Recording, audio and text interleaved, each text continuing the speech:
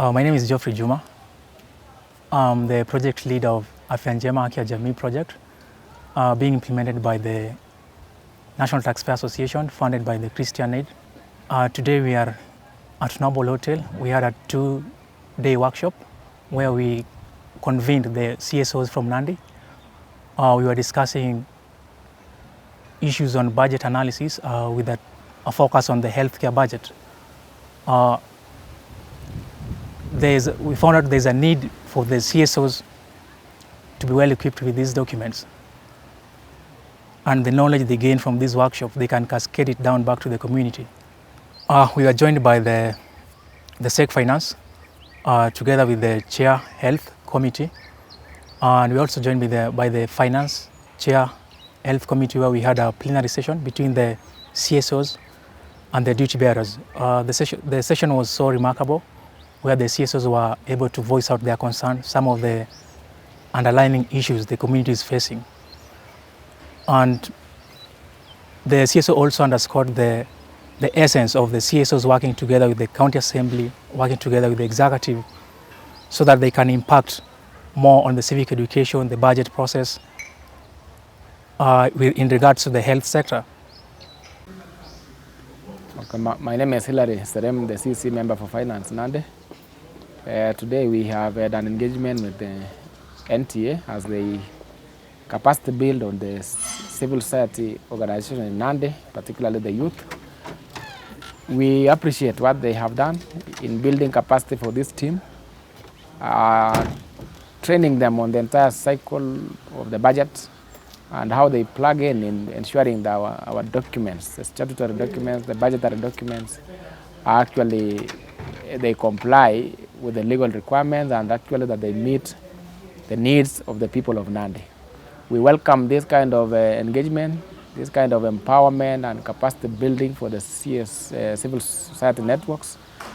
In Nandi, we have a new awakening where we are collaborating with these teams, calling them for stakeholder engagements, the civil society networks, the Chamber of Commerce, and all the stakeholders, the county assembly, and so forth. Whatever documents we do, whatever statutory documents we do, the budget documents, we engage. It's their rightful duty as first the citizens of Kenya to be engaged through public participation. It's a requirement in the Constitution. And the only way we can get to reach the people and to enrich our documents is to have people who are willing, people who are enlightened, and people who take time, who put effort in turning up to the forums and giving meaningful contributions to enrich the processes and the documents that the counties and the governments do. And what NTA has done is actually to align this, to bring these people together, to empower them, to talk to them, to train them, to capacity build. And going into the future, we actually going to have a very enriched and a very impactful civil society network. We thank you once again and we appreciate. As on behalf of the Treasury of the Nandi County, we pledge our support and we pledge our cooperation and your engagement as we go forward. Collectively, as a people in Kenya, as a people of Kenya, we must stand up to give that input, to give that very, very necessary contribution as to how and when and who will do and conduct the service delivery for the people of Kenya. Siku ya leo tumekuwa na mjadala na CSOs na other organizations aswa kwa mambo ya budget at county government, mambo ya health kwa county government na vitu vingine, kwa sababu sisi kama county assembly tuko na jukumu ya kuhakikisha kuwa budget imekuwa implemented to the letter. And the biggest concern that we were having here today was matters that touches on health sector and collaboration with other stakeholders, more so the CSOs and other non-governmental organizations. We know we have so many challenges on the health sector. but not limited to matters on service delivery. But today we came here to discuss on those issues that touches on those health sector. As we speak, we are on the budget cycle. Already we have the CFSP at the assembly, which is being discussed at the committee level, which will later be tabled at the assembly for deliberation. We have challenges on ceilings, on wage bill, and other challenges. So today we were here to highlight quite a number of things that will assist us going forward. And we must thank the National Taxpayers Association for this kind of organization.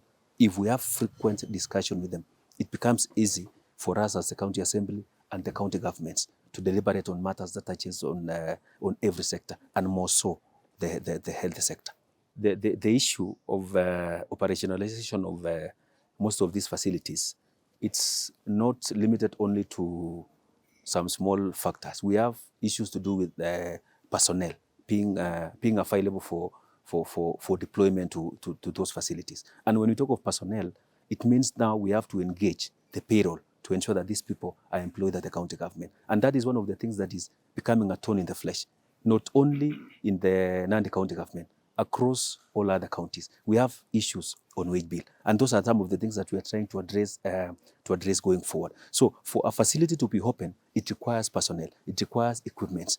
And it's the same budget that all of us are looking into. That's why going forward, we are trying as County Assembly of Nandi to ensure that we are moving from brick and mortar, side that we'll be budgeting for operationalization, equipping and running of these facilities to ensure that the money that was allocated for, because all monies is from Mwananchi, we want to ensure that each and every coin that has been budgeted for is prudently used, and to ensure that the public are well satisfied with the money that has been allocated to a particular facility.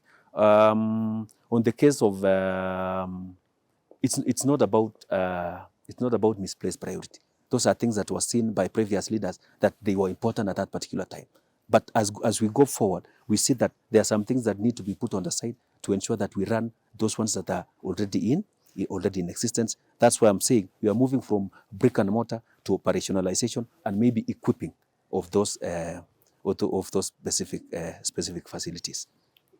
Public participation is a critical part, and it's provided for in the Constitution. And I think for proper management and proper leadership, public participation is important, because those are the people we are serving. So we need to get their views on what they are feeling. We are moving to a situation whereby we are having what we call open governance. So we need to get the actual information from the public, and that's why we are saying this public participation is crucial. And going forward, we need to expand even more on matters of public participation. We need to make the public know that this public participation is their own. They need to be there when a discussion is being made. When a decision is being made, the public should be there for decisions to be made in budget and even in whichever the document that is placed at the county assembly. These people should be there to ensure that we move together to avoid complaints back and forth in terms of decision making at the county governments. Thank you so much for having us here, and I appreciate the NTA for this kind of organization. And we are still challenging any other organization that is there to come on board so that we have a discussion that will assist us in prudent use of resources at the county and even at the national government. Thank you so much. God bless you. So my name is Jacob Sanga. I'm from Tindred sub-county in Nandi County, from an organization called Unveiling Youth Group. Today we had an insightful day, a training by NTA. The training was all about the budget making processes, the cycles that the budget undergoes. Mainly we focus at the county government processes, and today I want to confirm that personally I've learned about the processes that are involved.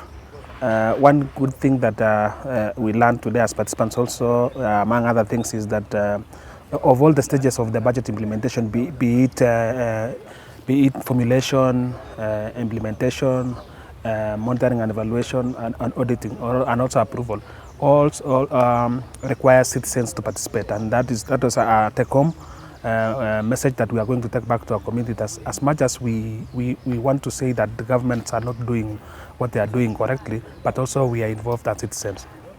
The other thing that also we've learned today was about the budget analysis, which we have been taken through, the parameters that we consider when we analyze the budgets and see, looking backwards, what the county government, or rather what the government has been doing over the last 2 or so years, and what they are happening now, and again what they expect to do to get going forward. The other thing that we've learned is the aspect of county revenue allocation. We know some money comes from national government, and we have other source revenue. And what we've realized in today's discussion is that it is very hard for the county governments to fulfill what they had budgeted for in their own source revenue. For example, we were looking at an example where we are seeing by this quarter, that is almost the third quarter, our county, for example, had collected close to 10% of what they had projected for, and that will have a negative impact in our budgeting, or rather the services that the county government has planned to do that. And I think the knowledge that we have gained, we want to say thank you to NTA for taking up the mantle and also train us, and we want to promise that we are going to take the same to our communities back at home, so that they are also informed. We really wish that NTA continue doing the same program, so that they reach a number of people, so that all of us can be informed. We know currently we are grappling with the aspect of corruption in our country, and it is through such processes that even a community doesn't know. For example, if they are building an ECD in their community, they don't know how much is it costing. We therefore want people to get informed, so that then they can assist, for example, the Auditor Generals in monitoring, or rather auditing the projects at the ground. We know the Auditor General has been doing a very good work, but then we want to ask the community to support what she's doing and the team of Auditor General, so that also we as citizens, we understand that we have a responsibility. As much as we ask for our rights, we should also know that we also have a responsibility to keep the duty bearer at hand, or rather keep on checking, because we as the right holders, we give them our responsibility. We give them to go and represent us either in national government or in county government, and therefore we are also obliged to make sure that they do what we told them to do especially during campaign period. This is the confession that we want to wish NTA can take it forward, so that then the gaps that we have realized today, for example, the ones on source revenue, can be amplified, so that then the counties can be cautious, or rather be cautious on how they spend the resources that it is taxpayers' money. Actually, it is from the conversation that we've also enhanced the fact that government doesn't have money. It is from the taxes that they collect, and therefore we have a responsibility. Also, they have a responsibility to spend well that money, and by so doing is by when people understand what is provided for. The other thing is that we also discuss the law. The laws that are also guiding this. One of the laws that we've discussed is the Constitution, and the other one is PFM Act of 2012, and that is very good if we do these things from the point of view. Therefore, we will not be contradicting to anyone, because we will be actually following what the law says. Lastly, I want to ask the duty bearers that are being tasked with the responsibility of utilizing, or rather implementing projects that are public funds, that we expect them to follow the law. That is what we are saying as a team now, that let them follow what the law says, so that then if things goes wrong, then they will be liable, because the law is very clear. If they say, for example, you table a document in the county assembly by 14th of February, let that one be observed, so that then we are not caught up by time. Thank you. My name is Moses Abraham Koga Odera. I come from Tindret sub-county, from Chemal Chemase ward, Nandi County. I represent a communal center for peace and justice, Nandi County. as one of the committee and one of the members of the CSO, I happened to attend this workshop of today, which took place today and tomorrow, and sponsored by NTA. I really came and have really learned a lot. As we started in the morning, the objectives, and some of the major objectives are in line with the county government requirements, and really it has awakened some of the areas which we had not known properly as the CSOs, and has really made us improve, or which I believe tomorrow as we leave we shall be able to get more and know more of what is required of us when we go back. Today, what made me to be more happy and also improved my information and knowledge is the budget analysis and the time frame for the budget. The facilitator whom they brought was very effective, a person who knows what is supposed to be done, and he really brought it out, the budget analysis, the budget process, and what is required of the CSOs to do were areas that they had not known properly as regards the budget process and the budget analysis. We came also to learn on how the public participation is to be held during the county government public participation time, when they bring those activities in those ward level, from the ward level to the sub-county level. Thank you for having brought the NTA, for having brought us to know more of what is supposed to be done. What I would like to encourage the NTA, they should continue, give more knowledge and skills on the effectiveness of the CSOs and the role they need to play in their each and every sub-county and also the wards, for the people and at the grassroots to be putting the county government on toes on the project development and also the each and every budget analysis that is being done by the county. When they bring, people should be able to know and aware of what is required of them to do, of which I know when we shall leave this place tomorrow, what the NTA has done is going to make us proud of what we have gained, because we are going to do what is required of us at the CSO. Thank you very much. My name is Sharon Cheruto from Nandi County, from the Nandi County Civil Society Network, an organization called Arise Nandi Empowerment Initiative. So today, for 2 days, we are having an event organized by the National Taxpayers Association that has been so far quite fruitful, and we are grateful for NTA for organizing and to give us capacity or to enhance our advocacy skills. We looked at the budget cycle, which is what we interact with every day, but today it was with a touch of focus on health financing. We were looking at, we looked at 3 financial years, 3 previous financial years, watching or analyzing the trend of what has been allocated to the health sector. We looked at the percentages, or the percentage it forms on the whole budget of the county, what forms, how much goes to development expenditure, how much goes to recurrent expenditure. So we looked at all those breakdowns and how it has been, the trend, how it has been going. So we would also ask questions on why the trends, and this was with the aim of